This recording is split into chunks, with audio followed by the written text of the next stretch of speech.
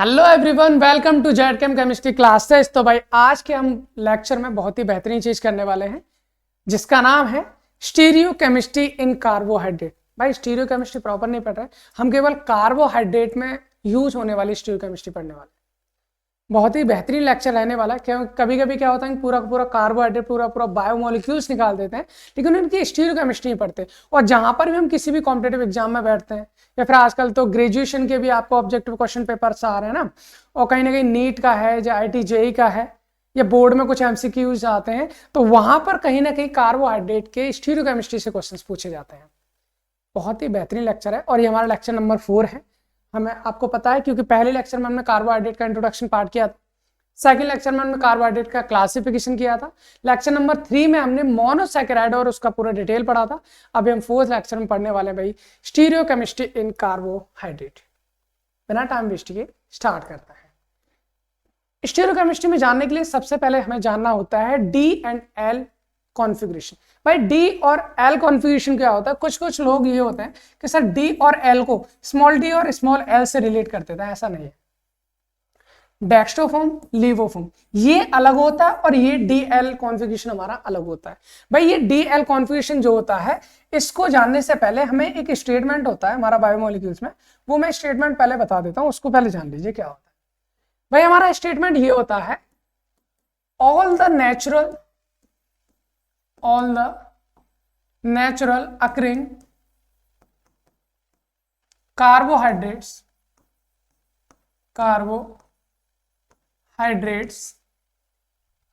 found in D configuration।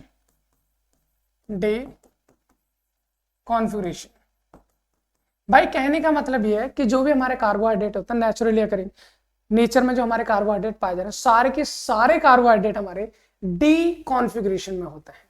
भाई दो configuration है, एक L कॉन्फ़िगरेशन और दूसरा हमारा D कॉन्फ़िगरेशन। सर कार्बोहाइड्रेट सारे के सारे D कॉन्फ़िगरेशन होते हैं, ये D कॉन्फ़िगरेशन एक्चुअल में होता क्या है ना? तो इस चीज को अगर आपको जानना है तो जानना ये है भाई कि D कॉन्फ़िगरेशन, ये कॉन्फ़िगरेशन आता है D कॉन्फ़िगरेशन, ये हमारे एक स्टैंडर्ड रेफरेंस यूनिट से आता है, और वो स्टैंडर्ड रेफरेंस यूनिट जो होती है वो होती है ग्लिसरैल्डिहाइड। क्या होती है? ग्लिसरैल्डिहाइड।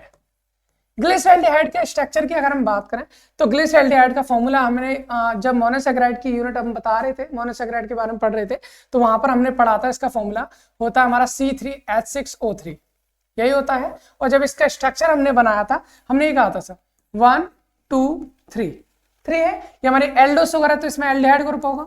यहाँ पर नीचे क्या होता है? CH2OH।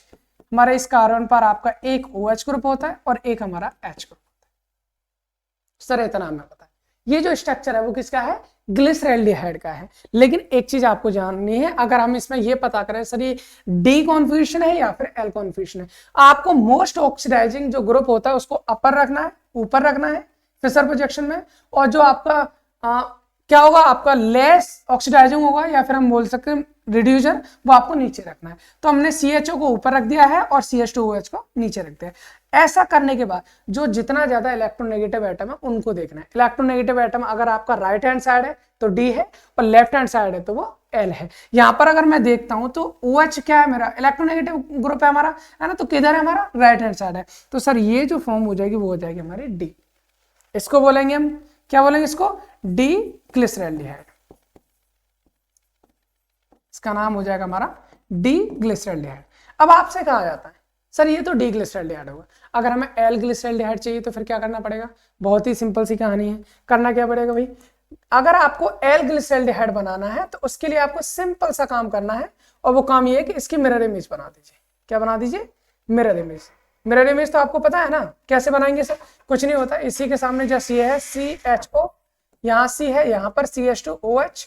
अब इसमें क्या करना है? जो OH के सामने है तो इधर की साइड OH आ जाएगा और ये H पहुंच जाएगा हमारा पीछे की साइड। भाई जब इसके सामने एक सीसा रख दूं तो मेरे को यही तो बनेगा, ये मेरी D फॉर्म होगी, ये मेरी कौन सी हो जाएगी? L फॉर्म हो जाएगी। अगर मैं इसके नाम की बात करता हूं, तो इसका नाम क्या हो जाएगा भैया? ये हो जाएगा हमारा L ग्लिसरैल्डिहाइड। ठीक है ना? तो मुझे लगता है इतनी बात आपको समझ में होगी कि D ग्लिसरैल्डिहाइड और L ग्लिसरैल्डिहाइड हमारे क्या होते हैं। नेचुरल अकरिंग जो नेचर में पाए जाते हैं हमारे कार्बोहाइड्रेट वो हमारे डी कॉन्फिगरेशन होते हैं। सर आपको चाहिए कि एल मेरे को कॉन्फिगरेशन बनाना है, क्या करना है, उसी डी कॉन्फिगरेशन का मिरर इमेज बना दी, एल कॉन्फिगरेशन आपको मिल जाएगा। सर ये तो ग्लिसराइड की बात रही, मान लीजिए मैं ग्लूकोज की बात कर रहा हूँ, है तो ग्लूकोज की बात कर लेते हैं। चलो ग्लूकोज का फॉर्मूला मेरे को पता भी है, आराम से बता दूंगा ना। तो ये है हमारा पास ग्लूकोज, हमें पता भी है ग्लूकोज का फॉर्मूला क्या है, C6H12O6, यही तो होती है। बिल्कुल सर यही होता है। स्ट्रक्चर हमने बनाया था, क्या बनाया था, 1 2 3 4 5 6, यही है, बिल्कुल है सर। अब यहाँ पर ऊपर रखना है क्या, CHO, नीचे क्या करना है, CH2OH। अब उसके बाद इन सब के पास 2 बॉन्ड और रहे थे ना। अब इनमें क्या हमने बताया था 1 2 3, तीसरे नंबर पर OH आपका इधर आना है और बाकी सब पर OH आपका इधर आना है। सॉरी इधर OH नहीं आता, हाँ बाकी सब में OH हमारा इस साइड आना है, बाकी बची हुई जगह पे क्या रख दीजिए, H रख दीजिए, यही तो है। अब ये प्रॉब्लम आ गई सर, क्या प्रॉब्लम आ गई सर, हमें तो ये देखना है ग्लूकोज है, अभी डी ग्लूकोज है या एल ग्लूकोज है, ये कैसे पता करेंगे। तो इसके लिए आपको एक काम करना है, जो सेकंड लास्ट कार्बन है ना वहां पर आपको देखना है। सेकंड लास्ट का मतलब है ऊपर से नीचे जाइए, जहां पर CH2OH है, CH2OH से पहले वाला कार्बन, CH2OH से ये पहले वाला कार्बन, मतलब ये वाले कार्बन पर आपको देखना है कि OH आपका किस साइड है। आपको दिख गया होगा OH किस साइड है, इस साइड है ना। जब इस साइड है तो इसको हम बोलेंगे क्या, राइट हैंड साइड है, राइट हैंड साइड है तो इसको बोलेंगे हम डी ग्लूकोज। क्या बोल देंगे भैया, डी ग्लूकोज। सर हम तो ये चाहते हैं कि आप इसका एल ग्लूकोज बना दिए, तो क्या करना पड़ेगा, mirror image.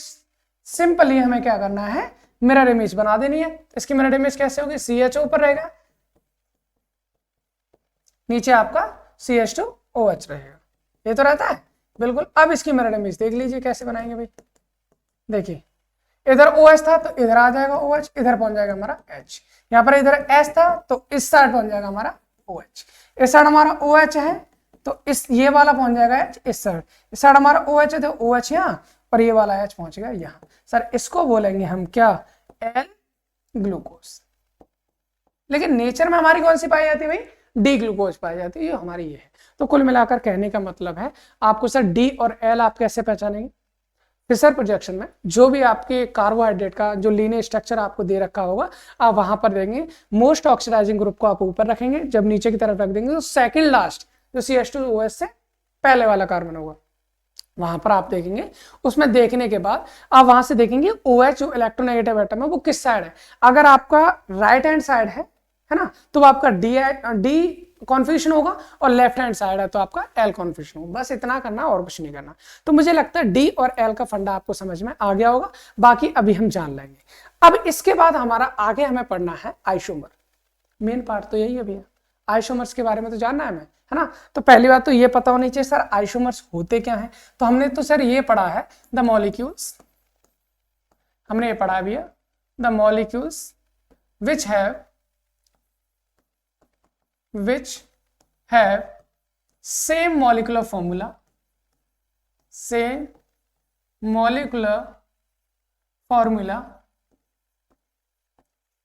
but different physical and chemical properties,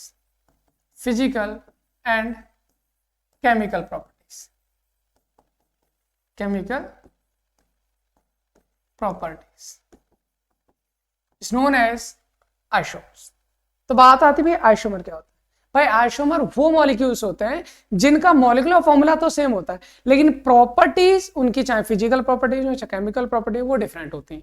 sir उनको हम आइसोमर्स बोलते हैं। एक छोटा सा एग्जांपल आपने बहुत पहले से सुना होगा, जैसे हम इसकी बात करते हैं सर, किसकी, CH3CH2OH। हम कहें सर एथाइल अल्कोहल है, बिल्कुल है। इसकी बात करो CH3OCH3, सर ये कौन है, ये हमारा ईथर होता है, ROR। भाई ईथर है, CH3OCH3, ये हमारा क्या, एल्कोहल है। इन दोनों की प्रॉपर्टी तो अलग होती है ना, एल्कोहल की प्रॉपर्टीज अलग होंगी, ईथर की प्रॉपर्टीज अलग होंगी। लेकिन एक चीज देखना, क्या देखना है सर, क्या दिखाना चाह रहे हैं हम, ये दिखाना चाह रहे हैं इसमें कार्बन कितने सर, 2 कार्बन है। हाइड्रोजन कितने, 3 और 2 5 और 1 6 हाइड्रोजन है। ऑक्सीजन कितने, 1 है। यहां देखना 2 कार्बन 6 हाइड्रोजन 1 ऑक्सीजन, मतलब दोनों का मॉलिक्यूलर फॉर्मूला सेम है ना, बिल्कुल है सर। दोनों का मॉलिक्यूलर फॉर्मूला सेम है लेकिन इनकी प्रॉपर्टीज डिफरेंट हैं। इसका मतलब ये दोनों मॉलिक्यूल एक दूसरे के आइसोमर होंगे, इतना आपको जानना है। तो कुल मिलाकर हमने क्या जाना सर, आइसोमर क्या होते हैं? वो मॉलिक्यूल जिनका मॉलिक्यूलर फॉर्मूला सेम होता है लेकिन उनकी फिजिकल और केमिकल प्रॉपर्टीज डिफरेंट होती हैं, आइसोमर्स कहलाते हैं। चलो सही है सर, इतनी बात समझ में आ गई। अब बात ये आती है सर, अगर आइसोमर को मैं क्लासीफाई करना चाहूँ कितने टाइप्स के होते हैं, क्योंकि कार्बोहाइड्रेट पे हम आने वाले हैं उसी में हमें जानना है, क्योंकि जब तक ये नहीं समझ में आएगा तो हमको लगता है कि हम कार्बोहाइड्रेट स्टीरियोकेमिस्ट्री को रटने की कोशिश करें, रटने की कोशिश नहीं करेंगे। अगर हम आइसोमर्स की बात करें, आइसोमर्स ये आपके दो टाइप के होते हैं भैया, दो टाइप के होते हैं। पहला होता है structural isomers, structural isomer, structural isomer, और दूसरा हमारा जो होता है वो होता है स्टीरियो आइसोमर, स्टीरियो आइसोमर। ठीक है, स्ट्रक्चरल आइसोमर और दूसरा है स्टीरियो आइसोमर। स्ट्रक्चरल आइसोमर क्या होगा भैया? जिसके स्ट्रक्चर में कहीं ना कहीं डिफरेंस होता है, नंबर ऑफ एटम का अरेंजमेंट रहता है ना, तो उसे हम क्या बोलते हैं? इसको स्ट्रक्चरल आइसोमर बोलते हैं। और स्ट्रक्चरल आइसोमर आपके कई सारे टाइप के होते हैं। चेन आइसोमर हो सकता है भाई, क्या हो सकते हैं? Chain isomer. और क्या हो सकता है भाई? हम बात करें सर, पोजीशन आइसोमर हो सकते हैं, पोजीशनल आइसोमर, है ना। और क्या हो सकता है सर? फंक्शनल आइसोमर्स हो सकते हैं, फंक्शनल आइसोमर हो सकते हैं। और भी हो सकते हैं बिल्कुल, मेटामर्स हो सकते हैं, मेटामर्स हो सकते हैं। और क्या हो सकते हैं सर? टोटोमर्स हो सकते हैं। कहीं ना कहीं भाई ये आपने पढ़े होंगे क्लास 11 12 में या फिर उससे पहले, ये सारी चीजें हमें मिल जाती हैं कहीं ना कहीं। ये हमारे स्ट्रक्चरल आइसोमर्स सर कार्बोहाइड्रेट में सारे पाए जाएंगे। मैं आपको बताऊं, कार्बोहाइड्रेट में आपको जो मिलने वाला है, आपको जो मिलने वाला है ये मिलेगा, कौन सा वाला? Functional isomer. हमें इसी के बारे में जानना है बस, ठीक है ना। तो फंक्शनल आइसोमर आपका कार्बोहाइड्रेट में नॉर्मली देखने को मिलता है। इसके बाद सर स्टीरियो केमिस्ट्री की बात करें, सॉरी स्टीरियो आइसोमर्स की बात करें, तो स्टीरियो आइसोमर आपके दो टाइप के होते हैं। स्टीरियो आइसोमर कितने टाइप के होंगे? दो टाइप के। कौन कौन से? एक होते हैं हमारे डायस्टीरियोमर्स, डायस्टीरियोमर्स, और दूसरे होते हैं हमारे एनेंशियोमर्स, एनेंशियोमर्स। इन्हें भी भैया हम थोड़ा थोड़ा, ये दोनों ही टाइप के डायस्टीरियोमर्स भी और एनेंशियोमर्स भी, ये दोनों ही हमारे कार्बोहाइड्रेट में मिलते हैं। तो सबसे पहले हम जान लेते हैं सर फंक्शनल आइसोमर्स हमारे कार्बोहाइड्रेट में कैसे मिलते हैं, ये जान लेते हैं। आपको एक चीज मैंने बताई होगी, क्या बताई होगी सर? C6H12O6। सर ये फॉर्मूला बहुत सारे मॉलिक्यूल्स का होता है। ग्लूकोज का फॉर्मूला यही होता है, फ्रक्टोज का फॉर्मूला यही होता है, ग्लैक्टोज का फॉर्मूला यही होता है, मैनोज का फॉर्मूला यही होता है, टीलोज का फॉर्मूला यही होता है, गुलोज का फॉर्मूला यही होता है। सर बहुत सारे कंपाउंड है, बहुत सारे कार्बोहाइड्रेट है जिनका फॉर्मूला यही होता है, उनको हम बताएंगे क्या होता है। लेकिन इनमें सर कुछ ना कुछ तो फर्क होता होगा, कुछ ना कुछ तो फर्क होता होगा कि फॉर्मूला सेम है लेकिन कहीं ना कहीं इनके फंक्शनल ग्रुप में डिफरेंस होता है। अगर फंक्शनल ग्रुप सेम है तो कहीं ना कहीं इनके एटम के अरेंजमेंट में डिफरेंस होता है। अगर मैं इसको मान लीजिए दो, अगर हम फंक्शनल आइसोमर्स देखना चाहते हैं तो हम दो की हेल्प से कर सकते हैं। क्या क्या? इसको हम एक तो ग्लूकोज में तोड़ लो, मतलब ग्लूकोज, और दूसरा हम ले लेते हैं इसको फ्रक्टोज। बस इतना ही जानना है, ग्लूकोज और फ्रक्टोज के दोनों के स्ट्रक्चर बना लेंगे तो हमारा फंक्शनल आइसोमर्स क्लियर हो जाएगा। सर ग्लूकोज का स्ट्रक्चर बना के देखें? बिल्कुल बना के देख लीजिए। सर ग्लूकोज के स्ट्रक्चर में कितने कार्बन है? 6 कार्बन है सर, 1 2 3 4 5 6। हमने बताया स्ट्रक्चर बनाना, ऊपर वाले को CHO में बना दीजिए क्योंकि हमारा एल्डोज है, ये हमारा कौन है? कीटोज है। यहाँ CHO और यहाँ पर क्या हो जाएगा? CH2OH। ठीक है ना। 1 2 1 2 1 2 1 2। हमने बताया, क्या बताया भैया? बताया ये है, बताया ये 1 2 3। तीसरे पर OH आपको इस साइड लगाना, बाकी सब में OH आपको इस साइड लगाना है। ये तो करना भाई, बिल्कुल। बाकी H लगा दीजिए, H यहाँ पर है, H यहाँ पर है, H यहाँ पर है, H यहाँ पर है। सर ये कौन सा स्ट्रक्चर है? अगर हम सेकंड लास्ट पे देखें OH इस साइड है, इसका मतलब ये डी ग्लूकोज है। क्या है भैया? ये डी ग्लूकोज है। सर फ्रक्टोज का स्ट्रक्चर बनाना, फ्रक्टोज में 6 कार्बन होता है भाई, 1 2 3 4 5 6। सही है। इसमें क्या होता है? ये कीटोज होता है ना, एक कीटोन ग्रुप होता है, C+O। यहाँ पर ऊपर भी CH2OH होता है इसमें, और नीचे भी आपका CH2OH होता है। याद बताया था मैं, 1 2 3 पे OH आपका इस साइड आना है, बाकी सब में OH इस साइड आ जाना है। ठीक है ना। तो ये हमारा किसका स्ट्रक्चर हो जाता है भाई, ये हो जाता हमारा फ्रक्टोज का। अब इसमें भी ये देखना है सर डी फ्रक्टोज है या एल फ्रक्टोज है, कैसे देखेंगे, सेकंड लास्ट पे OH इस साइड है, इसका मतलब सर ये भी आपका डी फ्रक्टोज है। क्या है, डी फ्रक्टोज है। अब इन दोनों स्ट्रक्चर्स में अगर आप देखोगे, कार्बन दोनों में 6 मिलेंगी, हाइड्रोजन दोनों में 12 मिलेंगी, ऑक्सीजन दोनों में 6 मिलेंगी। सर ग्लूकोज और फ्रक्टोज दोनों का स्ट्रक्चर सेम है, लेकिन अगर मैं यहां पर देखना चाहूं, सर क्या देखना चाहता है, यहां पर जो आपका फंक्शनल ग्रुप है वो आपका एल्डिहाइड है, और यहां पर जो फंक्शनल ग्रुप है वो आपका कीटोन है। इन दोनों में फंक्शनल ग्रुप में डिफरेंस होता है। तो हम फंक्शनल आइसोमर्स की बात करें तो क्या होता है भाई, जिनका मॉलिक्यूलर फॉर्मूला सेम होता है लेकिन इन दोनों में फंक्शनल ग्रुप डिफरेंट होता है, तो उन्हें फंक्शनल आइसोमर्स कहा जाता है। सर कार्बोहाइड्रेट में कहीं ना कहीं फंक्शनल आइसोमरिज्म पाई जाती है, जो मैंने आपको बता दी। एग्जाम्पल के लिए आप ग्लूकोज और फ्रक्टोज ले सकते हैं, ठीक है ना। इतनी बात होगी। चलिए भाई आगे स्टार्ट करते हैं। हमारा अगला है sir डायस्ट्यूमर्स।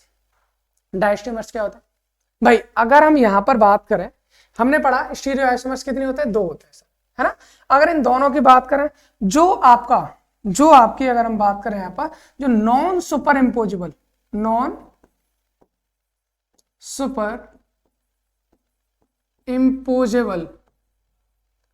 Mirror image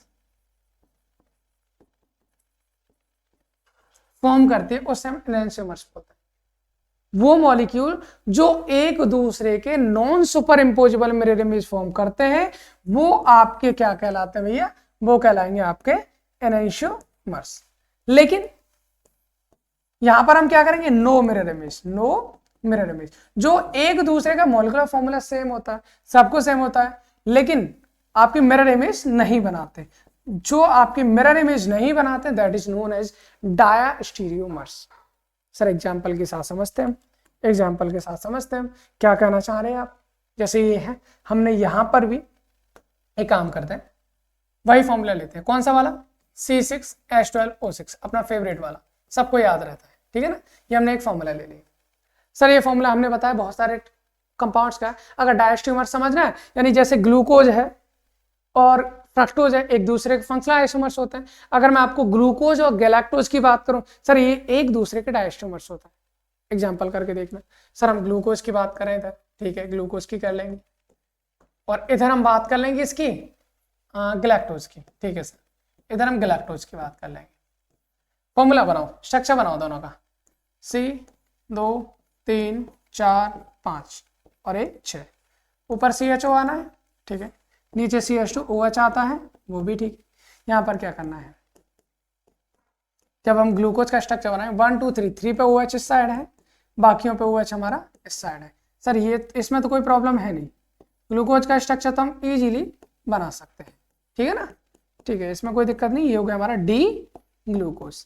D glucose क्यों होगा, ये तो आपको पता है क्यों हो गया भैया डी ग्लूकोज, है ना, क्योंकि सेकेंड लास्ट कार्बन पर आपका जो कॉन्फिगरेशन है वो क्या है, आपका राइट हैंड साइड आपका इलेक्ट्रोनेगेटिव एटम है।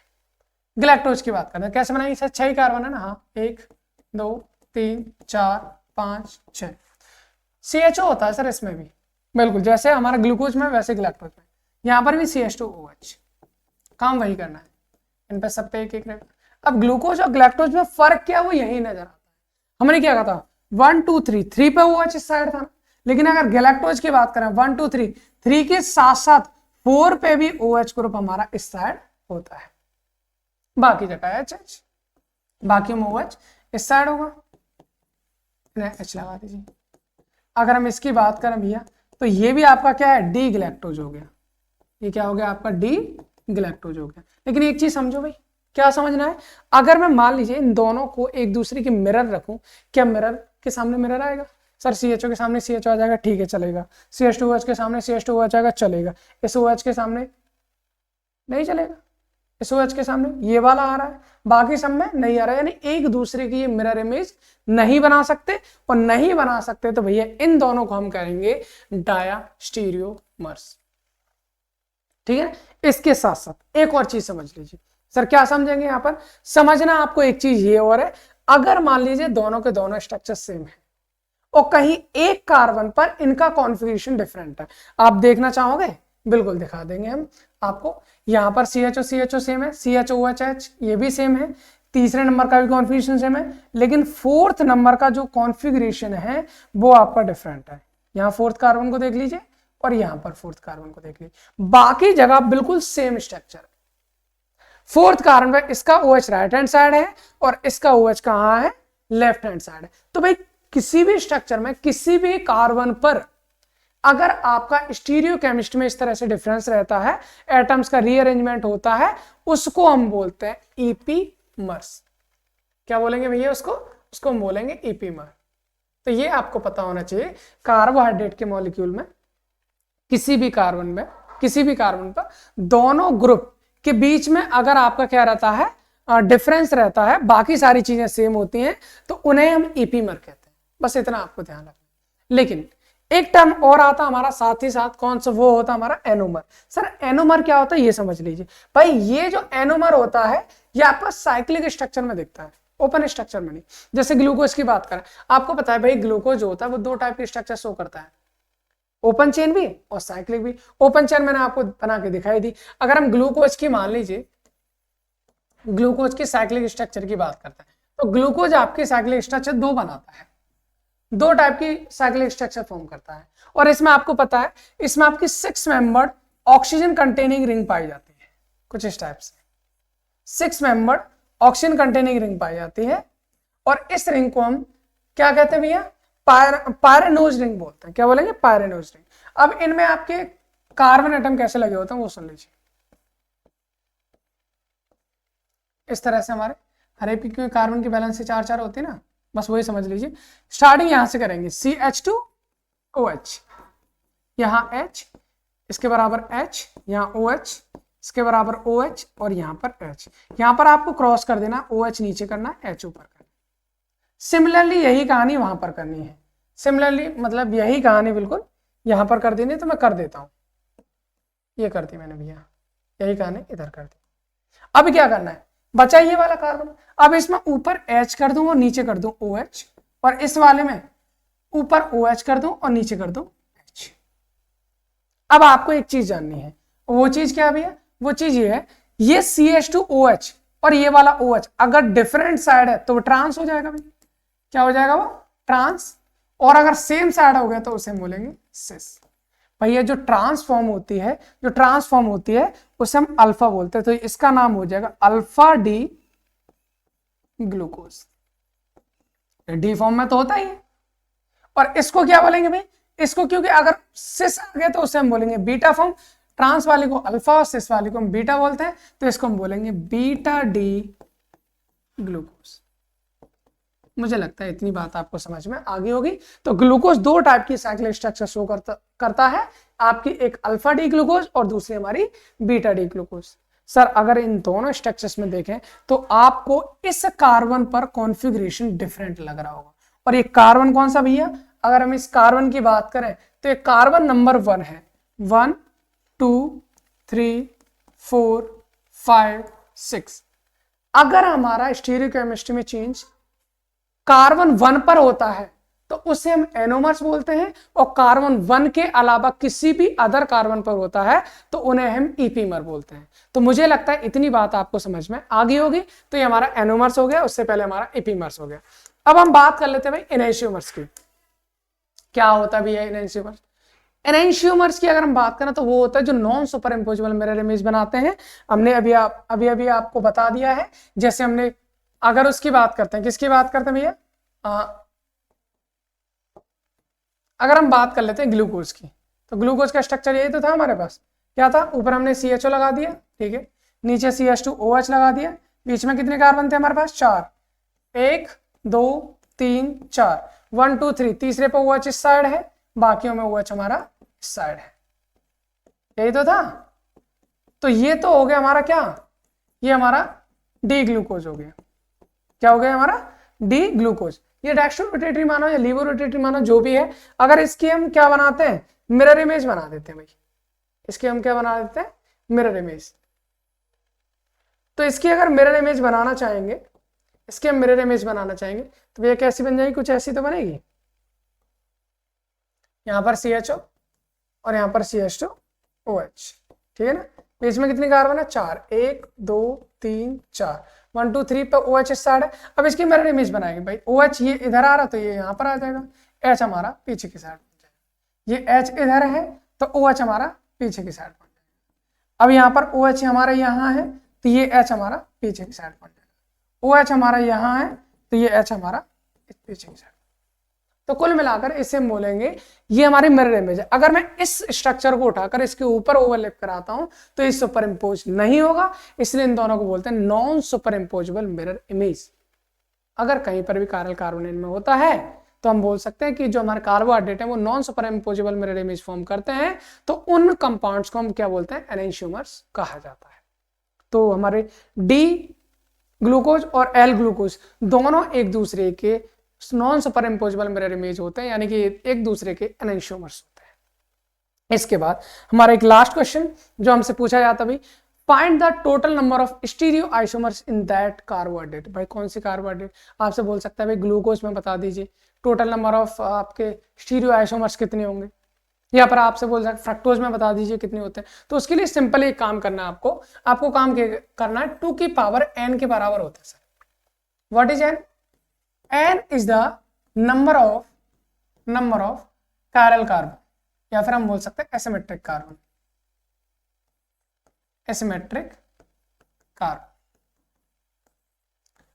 Number of asymmetric carbon. अब बात आती है सर एसिमेट्रिक कार्बन क्या होता है।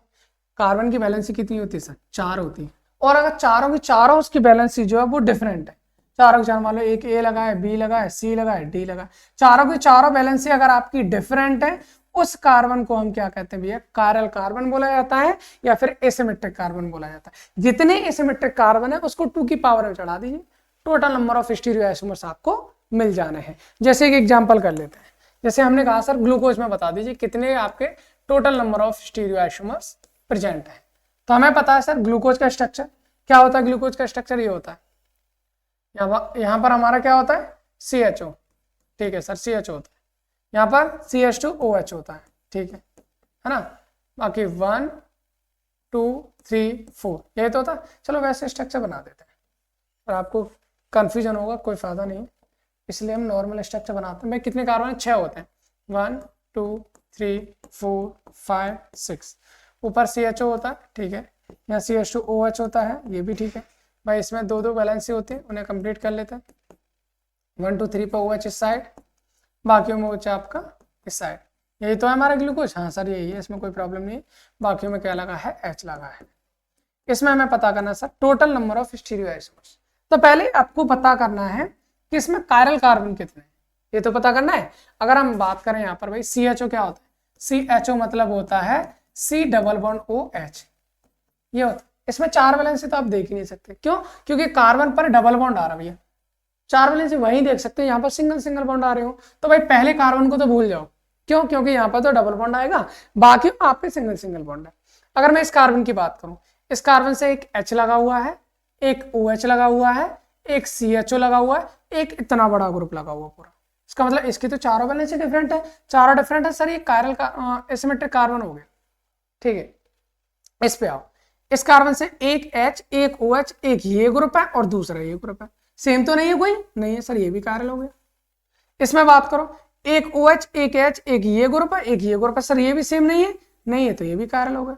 सर इसमें अगर हम बात करें OH, H ये इतना बड़ा ग्रुप और एक CH2OH, ये भी सेम नहीं, ये भी कायरल होगा। यहाँ पर बात करें सर, ये है CH2OH है ना, इसका मतलब इस पर 2 हाइड्रोजन है और एक OH है, CH2OH, तो ये OH है, ये कितना बड़ा ग्रुप होगा, ये 2 OH जो है वो सेम हो जाएंगे, इससे सेम हो जाएंगे, तो कायरल नहीं हो। जब कायरल नहीं होगा तो हम आपसे कहेंगे sir total number of stereo isomers कितने हो जाएंगे। फिर अगर हम बात करें total number of stereo isomer बराबर कितना हो जाएगा भैया, 2 की पावर n, और n की वैल्यू कितनी होगी भैया, n की वैल्यू 1 2 3 4 होगी सर। n की वैल्यू यहाँ पर रखेंगे हम 2 की पावर 4, तो 2 की पावर 4 मतलब कितना होता है 16। इसका मतलब ये भाई ग्लूकोज में total number of stereo isomers होते हैं 16। बहुत अच्छा क्वेश्चन है। इसी तरह से एक छोटा सा क्वेश्चन और जो लास्ट है हमारा, उसके बाद हम इसको समाप्त करते हैं। हम कर लेते हैं भाई फ्रक्टोज की, मान लेते हैं क्या ले लिया हमने, फ्रक्टोज ले लिया इस बार।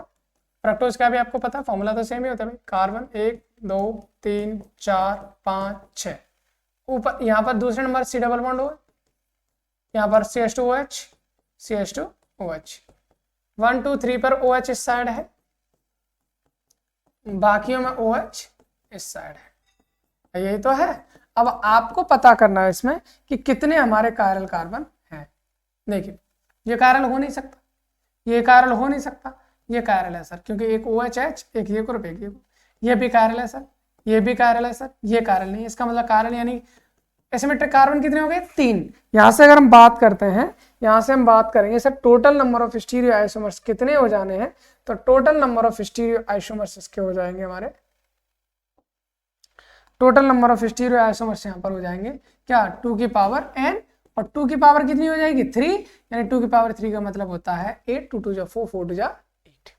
तो मुझे लगता है इतनी बात आपको समझ में आ गई होगी। बस भाई इतनी ही करनी थी हमें कार्बोहाइड्रेट की स्टीरियोकेमिस्ट्री, इससे ज्यादा नहीं करनी है। बाकी हम कार्बोहाइड्रेट के आगे लेक्चर आपको आते रहेंगे, कंप्लीट कराने वाले हैं, कुछ भी छोड़ने वाले नहीं है। और ये जो प्रिपरेशन है आपकी, चाहे आप नीट के लिए प्रिपेयर कर रहे हो, चाहे आप IIT JEE के लिए प्रिपेयर कर रहे हो, या फिर आप किसी ग्रेजुएशन यानी BSc सेकंड सेम के लिए प्रिपेयर कर रहे हो, या फिर आप क्लास 12 के लिए प्रिपेयर कर रहे हो, या CUET के लिए प्रिपेयर कर, सबके लिए हेल्पफुल है भाई, ठीक है ना।